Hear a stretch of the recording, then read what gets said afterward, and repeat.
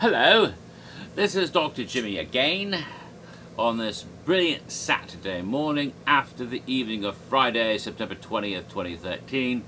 This is the day after the first Halloween Horror Night of Halloween Horror Nights 23. Yay.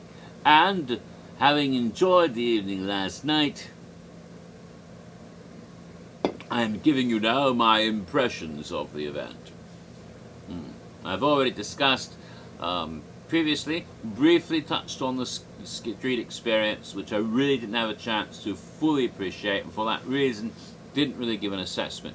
But I'm now going through the houses ranked from best, or from those I thought were the most outstanding to those that I enjoyed, but enjoyed less so than the others. In other words, I'm ranking them from 1 to 8.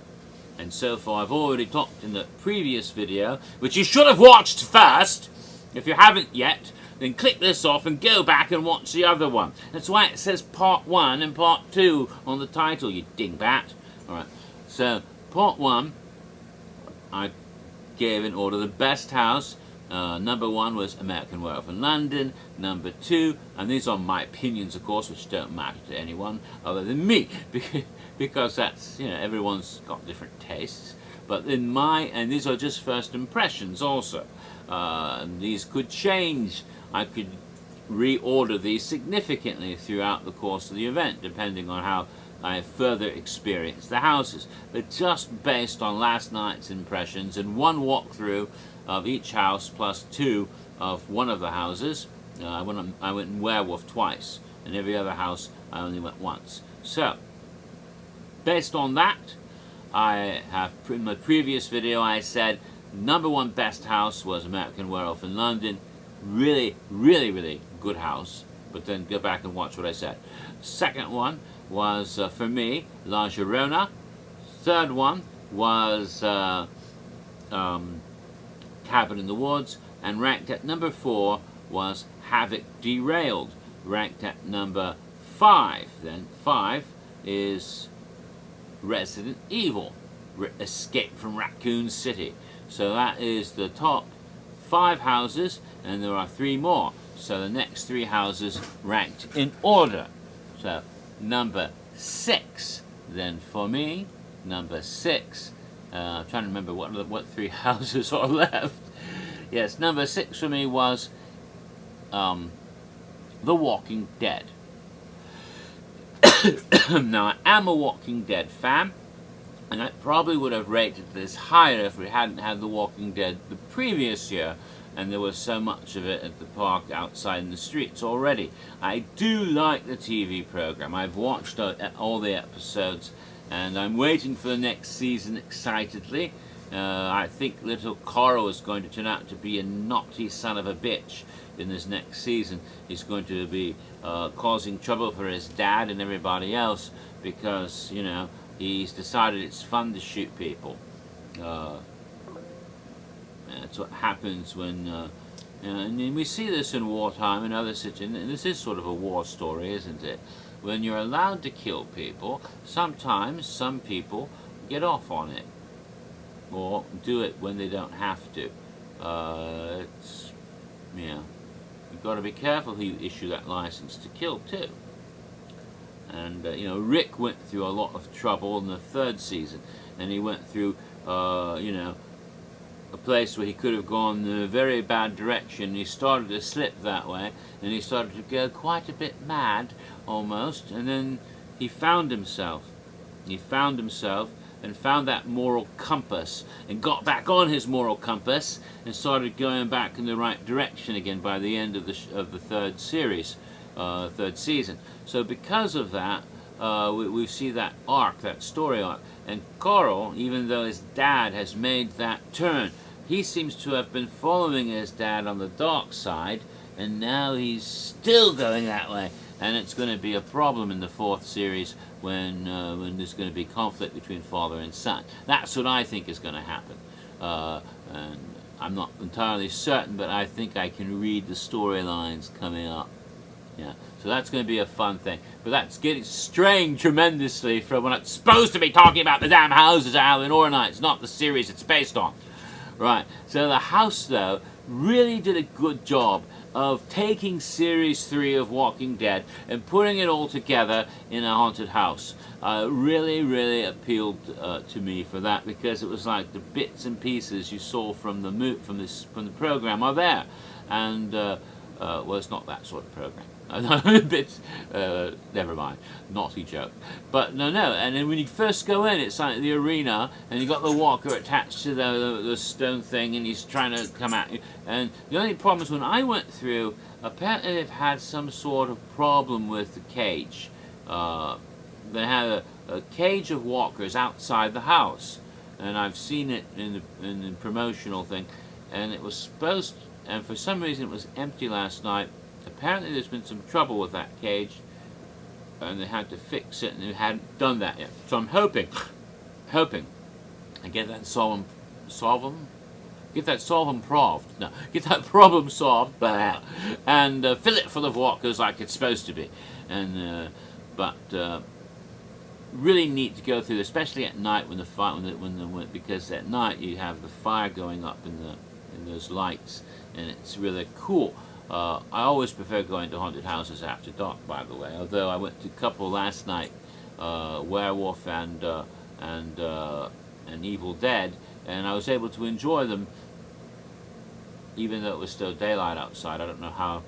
Maybe they aren't as dark inside as they were, but they seemed dark, especially Evil Dead. I don't know. And when I went through Werewolf the second time, it didn't seem like that different. So maybe it just wasn't as bright as I thought it was. But nevertheless, for the most part, the houses are always better if you go in them after dark. At least that's been my experience. But Walking Dead really does capture different set pieces from the whole entire program. Again, don't want to spoil too much, but if you watch the program, you'll recognize set after set and character after character from the series in the house, and they really did a good job of presenting the whole season, and some moments, including some really awful moments. Let's just say Laurie is in the house, and she's not doing well. That kind of got me right here, going into that room. It's like, oh God, I didn't know they would actually do that. You know, there was talk about gore. In some ways, this house was gorier than The Evil Dead, which is one of the reasons why The Evil Dead is number 7. But I'll get to that in a moment. If you like The Walking Dead, you'll love this house, and it is such a tremendous improvement over last year's Walking Dead house. Oh my God, what an improvement. You know, there were a couple of moments in the previous year's Walking Dead house, oh, you kind of got a reference to the series, but it wasn't like the show. This is the fucking show brought into three-dimensional life, and you feel like you're in the show. You expect to run into characters from the show in this house, and it was just very well done. Good job. All right. Like the other houses before, better, but still not bad. It might have been higher up on my ranking if it hadn't been for extreme zombie fatigue from just having too damn much walkers. Too much. But this house, I think, might move up the scale over the course of the coming few weeks. It depends, you know, again, on the intensity and level of performances. I enjoyed what I saw last night very much, so it's got potential. So do, you know, Havoc has potential. A lot of the others have potential to move up. So we'll see. Now, right now though, for me, House of the Year is still Werewolf. Okay, now it comes to the last two. House ranked at number 7, Evil Dead. And again, I do not dislike this house, but the intensity and the terror of the movie, I didn't find. I mean, I felt some of the movie there. I really thought it was cool what they did with the book. I really thought it was, the characters were good, but there was just something lacked. But then again, the movie lacked for me. It might be what it was, you know, because the movie kind of lacked a bit. That might be part of it. There are certain people I expected to see that I didn't. I mean, you know, it's D-E-M-O-N, and some of the letters are missing. I don't know if they just didn't cast people to play those characters. I don't know. It wasn't as gory as I was expecting either. But then again, I went through there before it got dark, and if I had gone in there after going in there in the dark, I might have seen more gore, I don't know. Also, the way it's lit makes some of the gore less visible, I think. If you go in the bright lights, I think you see blood splattered everywhere. Then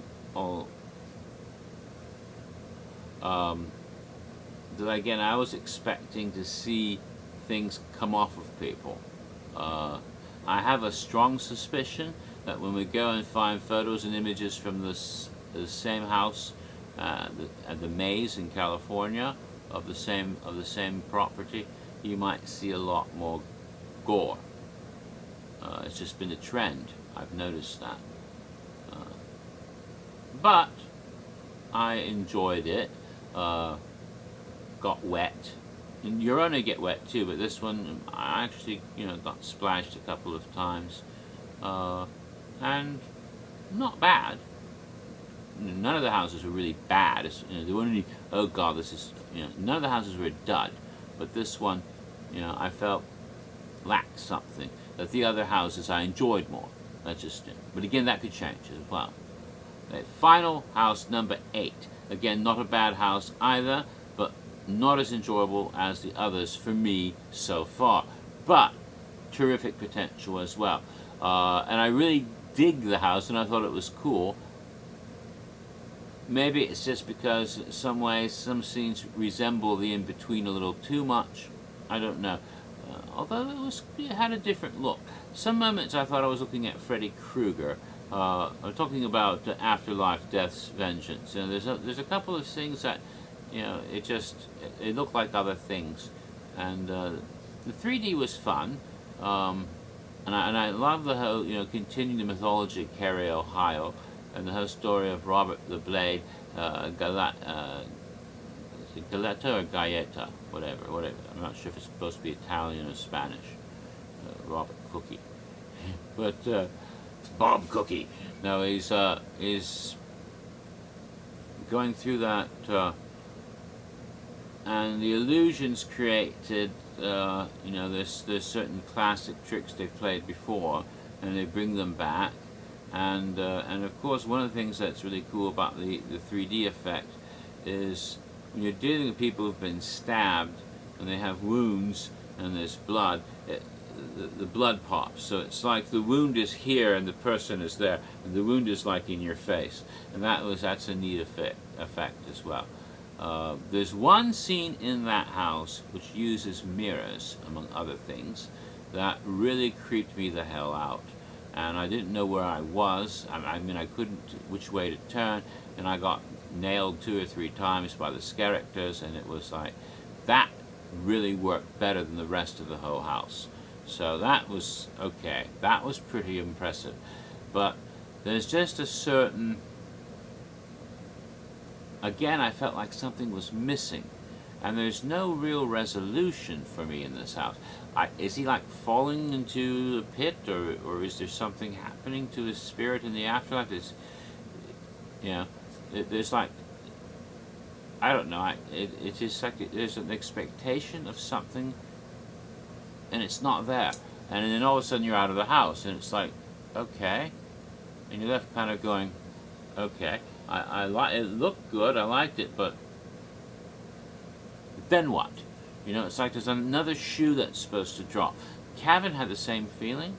I don't know why. Maybe a big hand should have come up at the end and crushed everybody at the end of Cabin in the Woods, and that would have given the, you know, the end point.